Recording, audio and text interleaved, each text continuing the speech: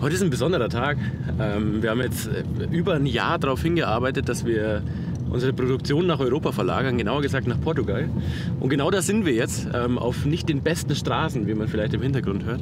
Und wir machen heute was ganz Besonderes, was es in der Produktionsstätte noch nie gab. Wir versuchen dort zu filmen. Und deswegen bin ich heute extrem nervös aus zwei Gründen. Einmal, wir bauen die allerersten Sushi-Bikes in diesem neuen Werk. Und zweitens, weil ich noch nicht genau weiß, was wir euch zeigen können und was nicht. Und das wird gleich eine kleine Challenge, aber wir haben uns auf die Fahne geschrieben, wir wollen transparent sein und euch zeigen, wo die Bikes herkommen. Und genau das machen wir jetzt. Und let's go, das wird cool. Bist du bereit, Robin? Ich bin bereit. Sehr gut. Du kannst halt auch immer mit der Kamera nicken. Gut, dann gehen wir mal. Wir sind gerade irgendwo in Portugal und schauen uns heute die Produktionsstätte an. Und wir dürfen das hier nicht zeigen. Wir schauen mal hier rüber. Aber es sind die allerersten Sushi-Bikes, die heute vom Band laufen. Und es ist wahnsinnig aufregend für alle Beteiligten.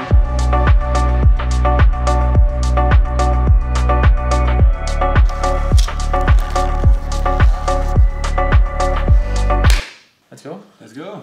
Here we go. Leute, es geht los. Jetzt wird es richtig aufregend.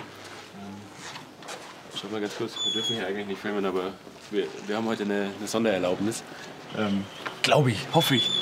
Und das hier ist der heilige Gang. Hier geht es nämlich rein. Erstmal in einen kleinen Lagerabschnitt. Den seht ihr hier schon an den Hochregallagern. Und hier ist eine Prototypenwerkstatt. Da machen wir mal kurz die Augen zu. Was man hier sieht, sind die ganzen vorkommissionierten, noch nicht ganz kommissionierten, aber vorgelagerten Teile. Und dann wird hier vorne gleich weiter kommissioniert. Das heißt, es gibt hier einmal ein Riesenlager. Da sind alle Teile für ein paar Wochen verstaut, damit auch nichts in Gefahr ist in der Produktion. Dann kommt es hierher und dann jetzt nochmal fürs Band einmal vorbereitet, sodass es dann direkt montiert werden kann.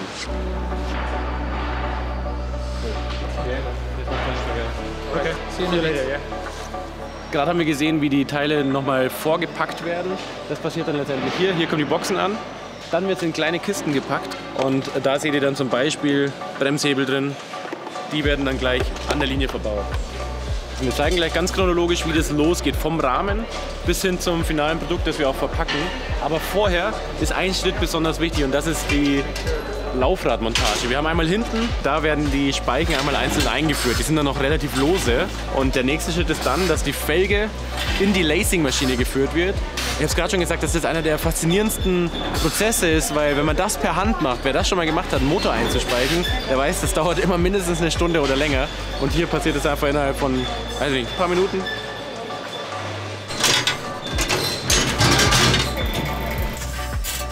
Hi, good morning. Look, I'm using your socks. Oh really? Your socks. Oh, that's amazing. Was man hier gerade sieht, ist mehr oder weniger der Qualitätsmanager der Linie.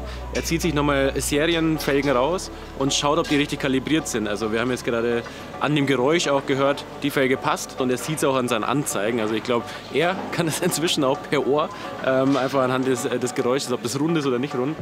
Jetzt schauen wir uns einmal das Ganze im Schnelldurchlauf an, bevor wir dann detailliert auf die Schritte eingehen.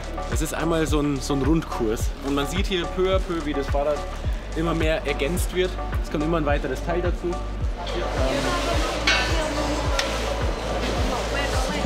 Wir haben hier die Rahmen, die frisch aus der Lackiererei kommen. Und ich sollte die wahrscheinlich nicht unbedingt anfassen, aber ich mache das ganz vorsichtig. Was hier passiert, und das zeigen wir jetzt mal vielleicht nicht, weil die Maschine könnte es sein, dass wir die nicht zeigen dürfen. Da wird völlig automatisiert der Steuersatz eingefügt. Das muss auch auf den Millimeter, aufs Mühe genau muss das stimmen. Ansonsten geht ein Lager kaputt und dann könnt ihr nicht mehr vernünftig lenken. Und dann kommen wir als nächster Schritt die ganzen Kleinigkeiten. Zum Beispiel hier werden jetzt nochmal die Bremssättel montiert schon mal. Die Schläuche werden durchgeführt durch den Rahmen und hier vorne rausgefieselt. Ist gar nicht so einfach, weil wir das hinten in den Rahmen einführen und dann muss es vorne wieder rauskommen. Das heißt, man muss einmal in den Rahmen rein und das Kabel, den Schlauch mit raus begleiten. Ich habe gerade von Robin gelernt, wie man sagt, wie geht's dir? Weil ich die ganze Zeit irgendwie auf Englisch versuche zu sagen, hey, alles klar. Tudo bem. Tudo bem. Robin verzweifelt. Ich übe noch. Die ersten Schritte sind getan. Jetzt haben wir hier gerade den Rahmen, der ja, schon die ersten Schläuche drin hat, der die Bremssättel montiert hat, vor allem auch schon die Gabel und Steuersatz drin hat. Das ist ein kritischer Prozess. Das heißt, 2 wichtige Bauteile werden zusammengeführt und der Sensor ist auch schon auf dem Tretlager. Also hier ist schon ein bisschen was passiert und so geht es jetzt peu à peu weiter. Ich sehe gerade, der nächste Schritt ist, unseren Akkuhalter zu montieren. Das heißt, es kommen noch ein paar mehr Kabel ins Spiel und da sind dann auch die MitarbeiterInnen, die schon ausgebildet wurden für unseren Powertrain, also den ganzen elektronischen Kram, den wir da am Bike dran haben. Und das passiert jetzt hier gleich, das ganze Zusammenstöpseln. So, nachdem meine Sprachkünste noch nicht so wahnsinnig gut funktioniert haben, ganz kurz ein Seitenkommentar, was ich hier total besonders finde. Und ich habe wirklich viele Produktionen gesehen, auch bei Autos und bei Fahrrädern logischerweise schon einige. Hier hängen natürlich alle Werkzeuge von der Decke, das ist relativ Standard, damit man sie immer gleich greifen kann. Und das sind teilweise auch vollautomatisierte Connected Geräte, die dann eben sofort übermitteln, wie viel Drehmoment wurde jetzt auf diese Schraube gegeben, sodass einfach, da kann nicht mehr viel passieren fehlertechnisch, weil es gibt die sofortige Rückmeldung, ob richtig viele Newtonmeter angewandt wurden dann letztendlich. Akkuhalter ist jetzt drauf, die ersten Kabel wurden durchgeführt, das ist ein bisschen filigrane Arbeit, da darf auch nichts durchrutschen, weil die wieder aus Rahmen zu bekommen ist natürlich ein bisschen aufwendig. Jetzt geht es hier vorne weiter. Ich sehe gerade, da passiert zum Beispiel das Kettenblatt, wird draufgeschraubt. Ein wichtiges Teil, weil ohne Kettenblatt gibt es keine Kraftübertragung. Ja, wir haben gerade einen kleinen Platz gefunden, wo ich euch was zeigen kann. Kommt mal ganz kurz mit, wir trauen uns auf Line. Und ich ziehe den einfach mal kurz ab, den müssen wir gleich wieder connecten. Aber wir haben jetzt eben diese wunderschönen Sushi-Schlüssel. Und wenn ihr die davor kanntet, die hatten noch Kunststoff außenrum. Jetzt haben sie ein eigenes Sushi-Logo und sind quasi euer Schlüssel zum Akku. Und habt den immer dabei. Und wie cool ist es, dass es jetzt in Zukunft diesen Effekt des Statussymbols mit einem Fahrradschlüssel geben kann. Also wenn ihr in Zukunft einen Sushi-Schlüssel auf den Tisch legt, dann ist es wie damals der von dem besonderen Autohersteller. Den sage ich jetzt nicht, aber ihr wisst alle genau, was ich meine. Und das wollten wir mit dem Schlüssel erreichen. Das ist einfach cool. Und der ist komplett aus Metall eingestanzt. Das gefällt mir gut. Eine Sache, die ich euch hier ganz kurz mal rausziehe, sind unsere neuen Lichter. Die gefallen mir besonders gut. Und das sind dann die Kabel, die werden einmal durchgeführt. Ich lege den mal wieder zurück, damit der nicht verloren geht.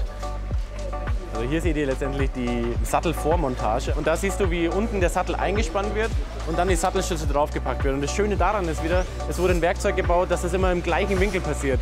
Damit der Sattel nicht mal so steht, mal so steht. Und wenn wir hier gleich mal um die Ecke schauen, Robin, dann sehen wir einen ziemlich wichtigen Schritt, weil bisher schaut es noch sehr nackig aus. Und das liegt daran, dass noch keine Räder drin sind. Das heißt, hier kommen dann aus den vorbereiteten Stationen, die wir vorhin schon gesehen haben, die Hinter- und Vorderräder dazu. Und dann schaut es schon aus wie ein Bike. Also das ist auch ein Schritt, bei dem Mitarbeiter genau wissen müssen, was sie tun. Es werden nämlich Ketten zusammengeführt. Also eine Kette ist in der Mitte getrennt und dann gibt es ein Kettenglied, das beides zusammenführt. Und das hat er gerade gemacht. Und jetzt geht es hinten drum, mit dem Kettenspanner einmal alles festzuzurren, dass die auch auf einer guten Position ist und mit der perfekten Spannung. Und auch hier wieder, wir sehen am Akkuschrauber ein Licht, ob es passt oder nicht passt. Und sobald es grün leuchtet, ist alles in Ordnung. Wir gehen jetzt mal kurz von der Line runter. Das Schöne hier an der Linie, Robin, ist auch, am Ende gibt es hier überall diese kleinen Touchscreens oder iPads und die sind Qualitätskontrollen. Also alles, was hier an dieser Seite passiert, ist einmal Quality Check.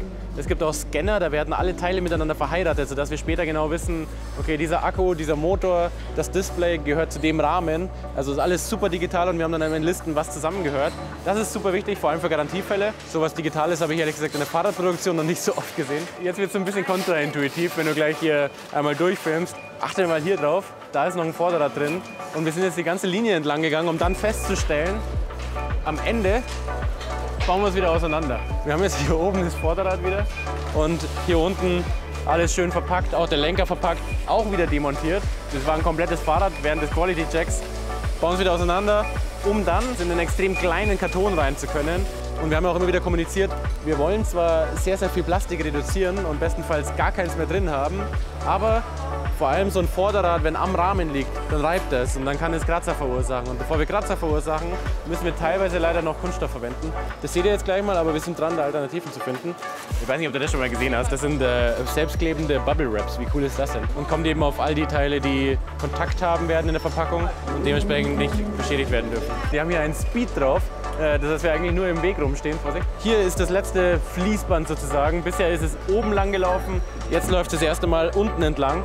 Und das hängt damit zusammen, dass wir hier das Unterteil des Kartons haben. Das heißt, neues Verpackungskonzept, das wir hier mitbringen, ist, hier wird das Bike draufgestellt und dann kommt oben ein Deckel draufgeschoben. Wir haben ja gerade auf dem Band gesehen, dass da so ein kleines Zusatzpaket drin liegt. Und das würde ich gerne einmal erklären. Wir haben nämlich hier unsere schönen Kartonagen mit Logo drauf. Ich zeige euch mal was wir nie so richtig bewerben, aber hier ist auch nochmal ein Logo drauf. Wir haben hier gleich was Hochwertiges reingelegt, weil ich kein Fan davon bin, von diesem Wegwerfwerkzeug. Das ist wirklich ein guter Maulschlüssel und das sind gute Imbusschlüssel. Auch noch ein Torx dabei, mit dem könnt ihr euer Bike komplett reparieren und das auch noch für andere Dinge nutzen. Und er ist auch noch schwarz-matt, wie geil ist das? Wer heute fehlt, ist unter anderem, natürlich das ganze Team müsste dabei sein, weil jeder arbeitet an diesem Produkt so hart und an dieser Marke und an Kartonagen, an Design.